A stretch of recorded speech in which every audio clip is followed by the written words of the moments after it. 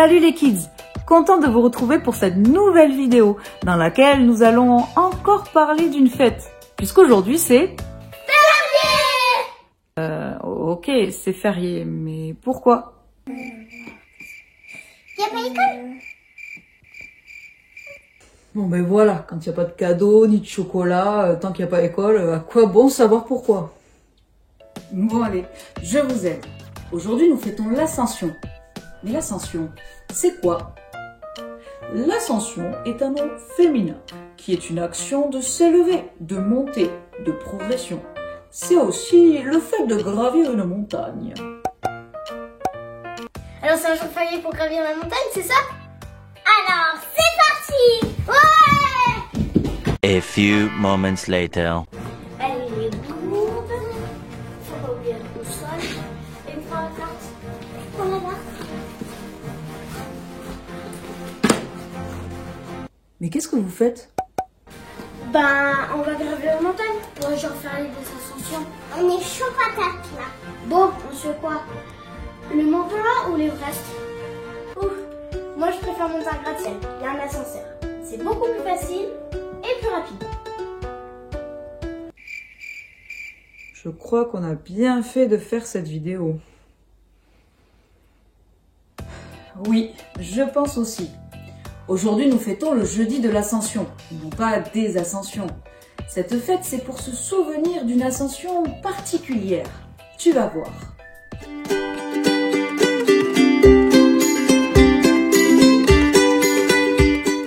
Même si c'est un jour férié ici en France, encore une fois, cette fête trouve son origine dans La Bible! Et oui, l'ascension dont nous allons parler aujourd'hui se trouve bien dans la Bible, plus exactement dans les évangiles, et plus particulièrement à la fin des livres de Marc et de Luc, mais aussi dans le premier chapitre des Actes des Apôtres. Et cette ascension particulière arrive dans la continuité de la dernière fête que nous avons fêtée et expliquée. Tu t'en rappelles? Bah oui, c'était Pâques. Oui, c'est bien ça.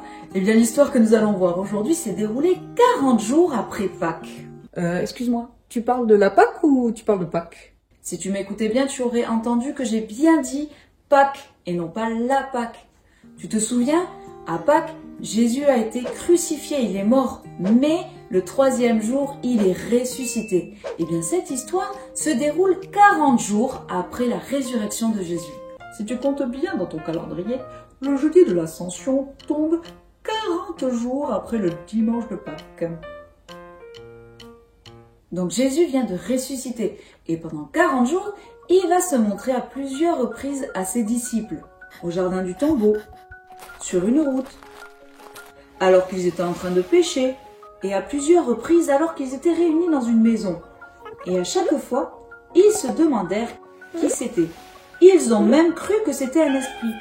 Mais Jésus leur a fait comprendre que c'était bien lui, qu'il était bien vivant. Il a même fait mettre le doigt d'un de ses disciples, Thomas, dans les marques des clous, parce qu'il ne voulait pas croire ses amis. Mais tous ont fini par reconnaître que Jésus était à nouveau bien vivant et qu'il était à nouveau au milieu d'eux. Pendant ces 40 jours, Jésus a passé du temps avec eux pour les préparer à leur future mission. Il leur a expliqué qu'il fallait qu'ils soient témoins de tout cela pour ensuite qu'ils l'annoncent à tout le monde. Allez, faites de toutes les nations des disciples. Baptisez-les au nom du Père, du Fils et du Saint-Esprit et enseignez-leur à mettre en pratique tout ce que je vous ai prescrit. Et moi, je suis avec vous tous les jours, jusqu'à la fin du monde.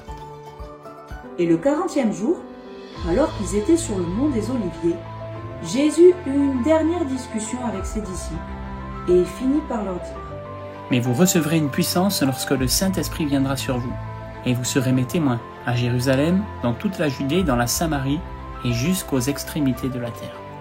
Et lorsqu'il a fini de parler, Jésus s'éleva dans les airs sous les yeux de ses disciples et il disparut dans un nuage. Quoi? Mais c'est quoi cette histoire-là? Il est passé où? Puis il est monté au ciel, comme ça là. Jésus, à plusieurs reprises, lorsqu'il était sur terre avec les disciples, les avait prévenus qu'il devait retourner au ciel chez son Père. Mais ils ne comprenaient pas sur le moment. Et pourtant, ils ont fini par le voir de leurs propres yeux. Et puis je te rappelle que Jésus venait de mourir, qu'il est ressuscité 3 jours après, tout ça parce qu'il est le Fils de Dieu. Et tu trouves ça étonnant qu'il puisse monter au ciel, tout seul, comme ça? En fait, non. Pas vraiment. Mais ça veut dire quoi? Que du coup, Jésus, ça fait 2000 ans qu'il se balade dans notre ciel? Mais non. Jésus est retourné auprès de son Père. Il est vivant et aujourd'hui encore, il est assis à la droite de Dieu. Ah ouais. Mais bon, c'est pas très sympa pour les disciples. Pourquoi tu dis ça? Ben, ils voient Jésus mourir. Et donc ils sont tristes et perdus parce qu'il n'est plus avec eux. Et puis Jésus ressuscite, alors il est de nouveau avec eux. Et puis il repart de nouveau, les laissant seuls, encore une fois. Donc oui, ils doivent être tristes et perdus à nouveau, quoi. Les pauvres. Mais non, il ne les a pas abandonnés. Ah bon? Ce n'est plus parce qu'il n'est pas avec eux physiquement qu'il n'est plus là. Au contraire, maintenant qu'il est avec son Père pour toujours, il remplit le monde de sa présence d'une façon nouvelle. La Bible nous dit dans Romains au chapitre 8 et au verset 34, Jésus-Christ est mort, bien plus il est ressuscité, il est à la droite de Dieu et il prie en notre faveur. Et puis tu te rappelles ce qu'il leur a dit avant de monter au ciel?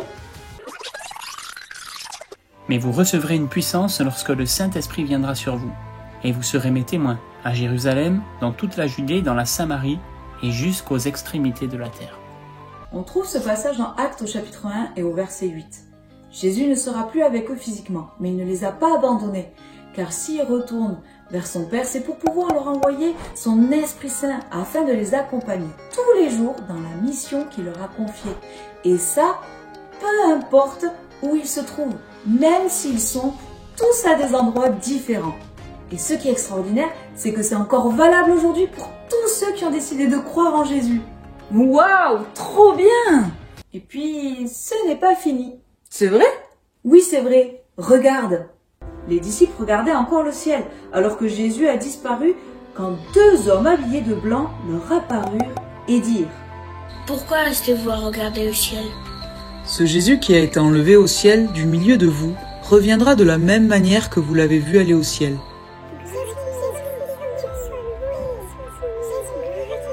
Donc Jésus va revenir? Oui, un jour Jésus reviendra comme il est parti, en descendant sur les nuées. Et cette fois-ci, il emmènera avec lui tous ceux qui ont cru en lui. Mais on ne sait pas quand. Alors tu vois, les disciples ne pouvaient pas être tristes. À la fin du chapitre 24 du livre de Luc, il nous est même dit qu'après que Jésus soit monté au ciel, les disciples furent remplis d'une grande joie et qui passèrent leur temps à louer, adorer et à bénir Dieu. Tout ça parce qu'ils gardaient dans leur cœur les promesses que Dieu leur avait données en partant. Ils savaient qu'ils seraient toujours vivants, ils devaient recevoir son Esprit Saint qui serait toujours avec eux, et ils avaient cette espérance qu'un jour ils seraient de nouveau avec lui. Ah oui, c'est sûr que ça aide. Et comme je l'ai dit, ce qui est extraordinaire, c'est que ces promesses sont encore valables pour nous aujourd'hui. Jésus ne nous a pas abandonnés, il est toujours avec nous et il veille sur chacun d'entre nous. C'est vrai? Mais c'est une super nouvelle ça! Wow. Donc pour résumer, l'ascension, c'est le jour où Jésus est retourné auprès de Dieu. Mais ça ne marque pas pour autant la fin de Jésus et son absence. Bien au contraire. Cette fête célèbre sa vie qui n'a pas de fin et sa présence tout autre au milieu de nous. Mais aussi l'espérance qu'un jour, il reviendra.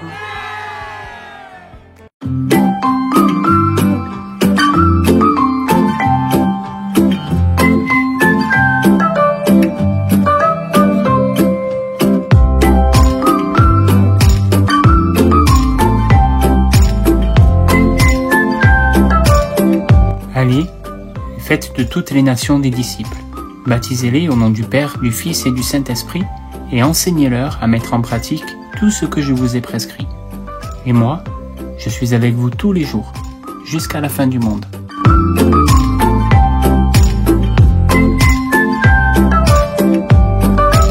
Matthieu, chapitre 28, versets 19 et 20.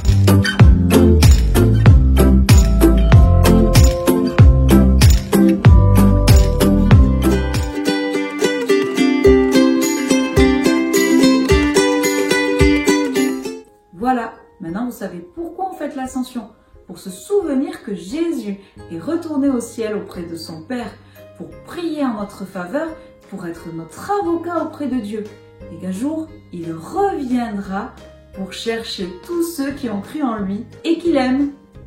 Ça y est, ces moments touchent à leur fin. Et oui, que Dieu vous bénisse, je vous dis à bientôt et bonne fête de l'Ascension. 10 km à pied, ça use, ça use. 8 km à pied, ça use, 1 km à pied. Bon, il est où le téléphérique?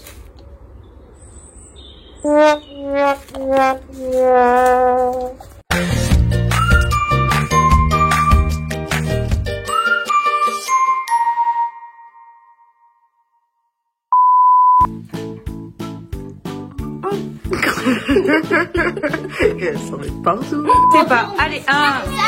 Non, non. 1. 1. C'est ça? Et un sourire pas. Allez, 1. 2.